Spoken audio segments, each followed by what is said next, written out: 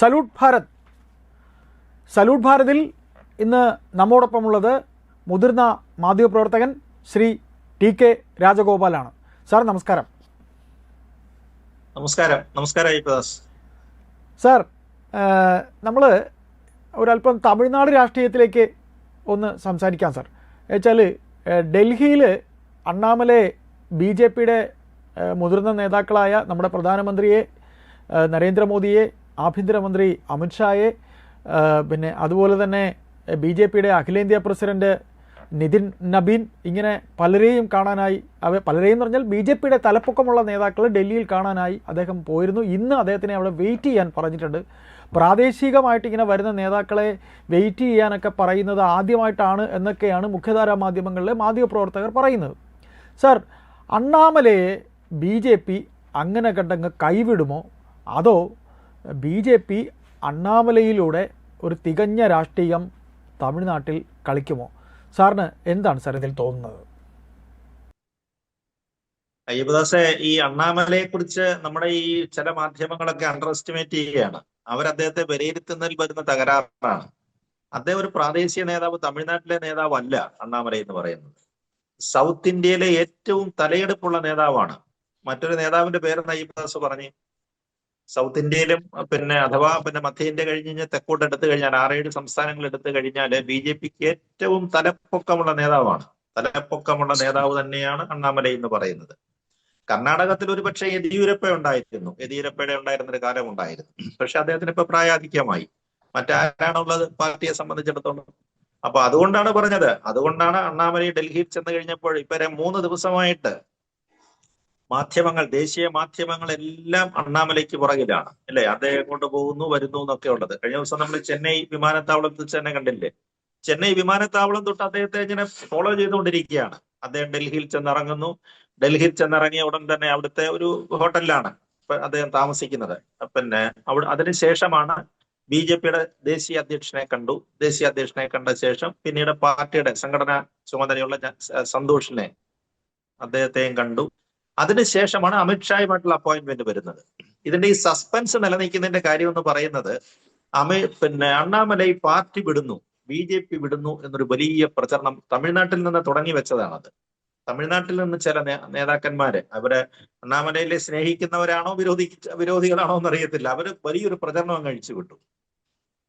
അദ്ദേഹം കുറച്ചു കാലമായിട്ട് സൈലന്റ് ആണല്ലോ. സൈലന്റ് എന്ന് പറഞ്ഞു കഴിഞ്ഞാൽ പാർട്ടി പ്രവർത്തനം നടത്തുന്നുണ്ട്, പക്ഷെ ഔദ്യോഗിക സ്ഥാനങ്ങളൊന്നുമില്ല.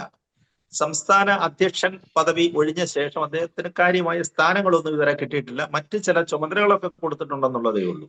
പക്ഷേ തെരഞ്ഞെടുപ്പ് സമയത്തുണ്ടായിരുന്നു, തമിഴ്നാട്ടിലെ തെരഞ്ഞെടുപ്പ് സമയത്തുണ്ടായിരുന്നു. അന്ന് അതിന് അണ്ണാമലയ്ക്ക് ശേഷം വന്ന BJPയുടെ സംസ്ഥാന അധ്യക്ഷനോടുകൂടി, അധ്യക്ഷന്റെ കൂടെയും മറ്റ് പാർട്ടി പ്രവർത്തകരോടൊപ്പം തന്നെ അദ്ദേഹം സജീവമായിട്ടുണ്ടായിരുന്നു. പക്ഷെ അദ്ദേഹത്തിന് ഒരു വിരോധം ഉണ്ടായിരുന്നു.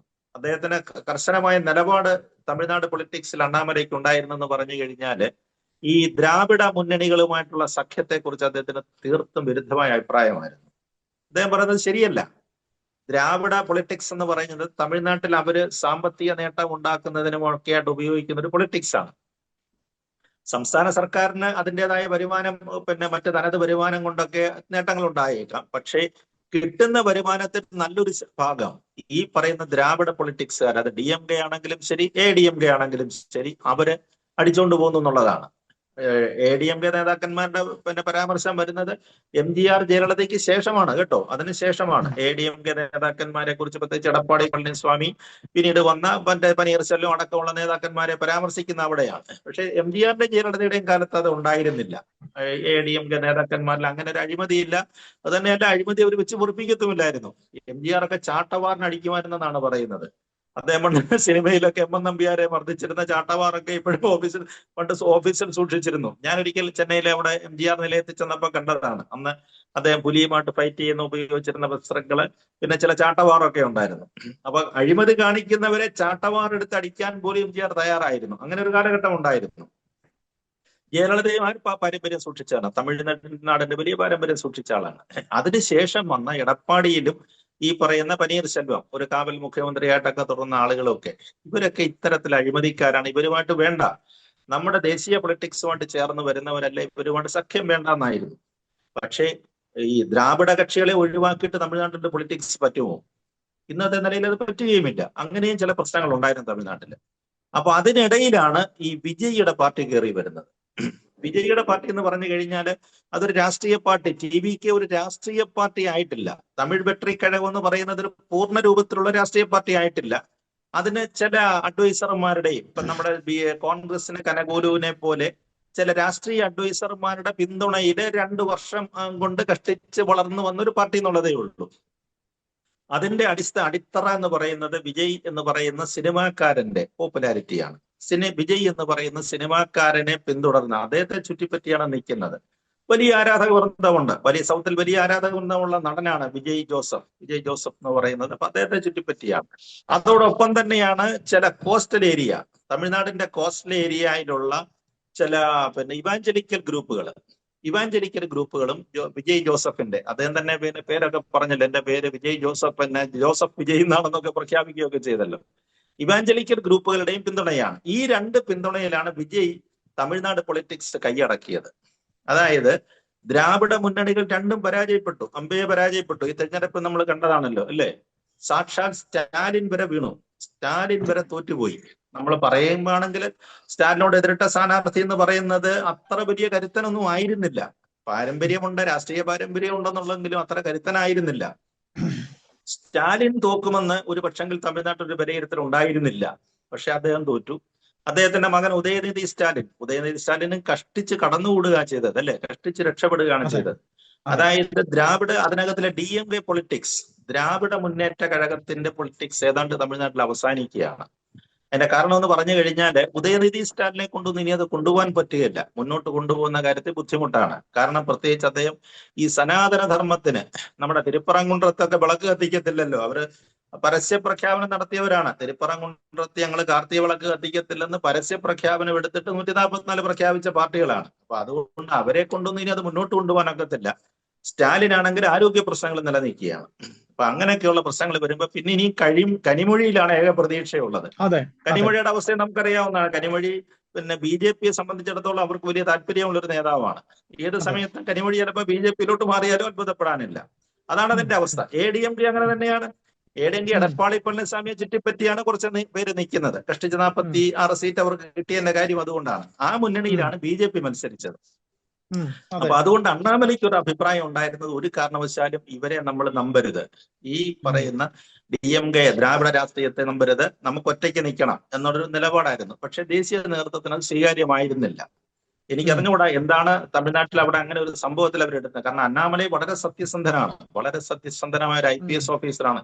ഇത്രയേറെ ട്രാക്ക് റെക്കോർഡുള്ള ഒരു IPS ഓഫീസർ ഇല്ല. അദ്ദേഹം കർണാടകത്തിലൊക്കെ ഇരുന്ന സമയത്ത് നമുക്ക് അറിയാവുന്നതാണ്. അതേപോലെ തന്നെ തമിഴ്നാടിന്റെ ഗ്രാമാന്തരങ്ങളെ ഇളക്കി മറിച്ചു.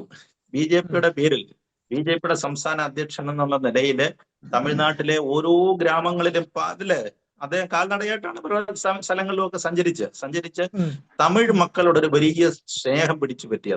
അദ്ദേഹത്തിന്റെ പ്രസംഗങ്ങള്, ശരീരഭാഷ, അതേപോലെ തന്നെ ഈ മറ്റു കാണിക്കുന്ന വിനയം, വലിയ വിനയമാണ് അല്ലെ. അമ്മ എന്നൊക്കെ പറഞ്ഞിട്ടാണ് ആളുകളെ, അല്ലെങ്കിൽ അണ്ണ എന്ന് വിളിക്കുകയാണ്. മാധ്യമപ്രവർത്തകരെ പോലും അങ്ങനെയാണ്. അദ്ദേഹത്തെക്കാട്ടിൽ പ്രായം കുറഞ്ഞ മാധ്യമപ്രവർത്തകരെ പോലെ അണ്ണ എന്ന് പറഞ്ഞിട്ടാണ് സംബോധന ചെയ്യുന്നത്. അതേപോലെ അദ്ദേഹത്തിന്റെ പേരും, അണ്ണാമലൈ എന്നുള്ളൊരു പേരും, ആ പേരും എല്ലാം കൂടെ തമിഴ്നാട്ടിൽ വലിയൊരു സ്വാധീനം അദ്ദേഹത്തിന് ഉണ്ടാക്കിയിട്ടുണ്ട്. ഗ്രാസ് റൂട്ട് ലെവലിൽ വലിയ സ്വാധീനം അദ്ദേഹത്തിന് ഉണ്ടായിട്ടുണ്ട്. അതുകൊണ്ടാണ് വോട്ട് ശതമാനം കൂട്ടാൻ പറ്റിയത്. BJPക്ക് വോട്ട് ശതമാനം കൂടിയില്ലേ, 2 ഡിജിറ്റിൽ കൂടുതൽ അത് കടന്നു വന്നു. നമ്മൾ ഒരിക്കലും കരുതിയില്ല ഈ ദ്രാവിഡ പൊളിറ്റിക്സിനിടയിൽ അങ്ങനെ ഒരു നേട്ടം ഉണ്ടാക്കാൻ BJP കഴിയുമായിരുന്നു എന്ന് ആരും ചിന്തിച്ചിരുന്നില്ല. അവിടെ നിന്നാണ് അണ്ണാമലൈ അതിനെ വളർത്തിയെടുത്തത്. പക്ഷെ ആ വോട്ടുകൾ സീറ്റുകളായി മാറിയില്ല. അവിടെയാണ് BJPയുടെ ഇപ്പോഴത്തെ അവിടെ നേതൃത്വത്തിനുള്ള പരാജയം. ആകെ 1 സീറ്റാണ് അവർക്ക് കിട്ടിയത്. ADMK മുന്നണിയുമായിട്ട് മത്സരിച്ച 1 സീറ്റാണ്. അപ്പൊ അണ്ണാമലൈ പറഞ്ഞത് ശരിയല്ലേ. അതോടൊപ്പം തന്നെ അണ്ണാമലൈ ഉന്നയിക്കുന്ന ആരോപണം, ഇപ്പോഴത്തെ സംസ്ഥാന നേതൃത്വം എന്ന് പറയുന്നത് അവര് സീറ്റുകൾ വീതം വെച്ചു കൊടുത്ത കാര്യത്തിൽ കാണിച്ച ചില എന്താണ് പറയുന്നത്, ശരിയല്ലാത്ത മാർഗങ്ങൾ അവിടെ ഉപയോഗിച്ചു എന്നാണ് പറയുന്നത്. പക്ഷെ സാമ്പത്തികമായിരിക്കും ഉന്നയിക്കുന്നതെന്ന് തോന്നുന്നു. പല സ്ഥലങ്ങളിലേക്കും സ്ഥാനാർത്ഥികളെ അലോട്ട് ചെയ്തതിനകത്തില് സാമ്പത്തിക ഏർപ്പാടുകൾ നടന്നു ഉള്ളൊരു ആരോപണമാണ് ഉന്നയിച്ചു വരുന്നത്. ആരൊക്കെയോ മേടിച്ചിട്ടുണ്ട് എന്നാണ് പറയുന്നത്. അണ്ണാമലൈ അത്തരം കാര്യങ്ങൾ വളരെ വിരോധിയാണ്.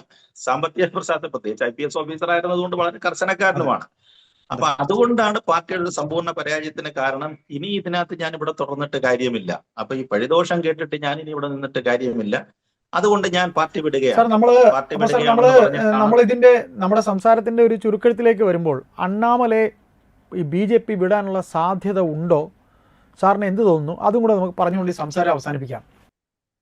സാധ്യത വളരെ കുറവാണ്. കാരണം പിന്നെ BJPയുടെ കേന്ദ്ര നേതൃത്വത്തെ സംബന്ധിച്ചിടത്തോളം, പ്രത്യേകിച്ച് അമിത്ഷായും പ്രധാനമന്ത്രിയെ സംബന്ധിച്ചിടത്തോളം, ഒരു കാരണവശാലും അണ്ണാമലൈ അവർ കൈയൊഴിയുകയില്ല. അവരുമായിട്ട് ഏറ്റവും അടുപ്പമാണ്. പ്രധാനമന്ത്രിക്ക് അദ്ദേഹത്തെ പറഞ്ഞൊരു സഹോദര തുല്യൻ സ്നേഹമാണ്. നമ്മൾ ഒരുപാട് യോഗങ്ങളിൽ കണ്ടിട്ടില്ലേ? ഏത് യോഗത്തിലേക്ക് പ്രധാനമന്ത്രി കടന്നു വന്നാലും അണ്ണാമലൈ അവിടെ ഉണ്ടെങ്കിൽ അദ്ദേഹത്തിന്റെ തോളിൽ തട്ടി ഒന്ന് അഭിനന്ദിക്കും. അല്ലെ, ഇടത് കൈ കൊണ്ട് പ്രധാനമന്ത്രിയെ തോളിൽ തട്ടി ഒന്ന് അഭിനയിക്കുന്ന നമ്മൾ കണ്ടിട്ടുണ്ട്. അണ്ണാമലയുടെ അത്ര സ്നേഹമാണ്. അതേപോലെ അണ്ണാമല പറയുന്നതാണ്, ഞാനൊരു പാർട്ടി BJP നേതാവ് എന്നല്ല പറയുന്നത്, ഒരു വലിയ കാര്യകർത്താവാണ്. അല്ലെ, ഒരു വിനീത വിധേയൻ എന്നുള്ള പ്രധാനമന്ത്രിയോട് സംസാരിക്കുമ്പോൾ പോലും എത്ര വിനയത്തോടാണ് നിൽക്കുന്നത്. എനിക്ക് തോന്നുന്നില്ല അണ്ണാമലയെ പോലെ ഒരാളിനെ അവർ കൈവിടുകയില്ല. ഒരുപക്ഷെ കേന്ദ്രമന്ത്രിസഭാ പുനഃസംഘടന ഒക്കെ വരികയാണ് ഇപ്പോഴ്. അദ്ദേഹത്തിന് പ്രധാനപ്പെട്ട ചില റോളുകളൊക്കെ അവിടെ ഉണ്ടാകുമെന്നാണ്. അതുകൊണ്ടാണ് വെയിറ്റ് ചെയ്യാൻ പറഞ്ഞു. ഇന്നലെ അമിത്ഷായുടെ അപ്പോയിന്റ്മെന്റ് 4 മണിക്കാണ് ഫിക്സ് ചെയ്തത്. പിന്നെ അത് 2 മണിക്കാക്കി. പക്ഷെ അമിത്ഷായെ കണ്ട ശേഷം അദ്ദേഹത്തോട് പറഞ്ഞത് വെയിറ്റ് ചെയ്യൂ, പോകരുത്.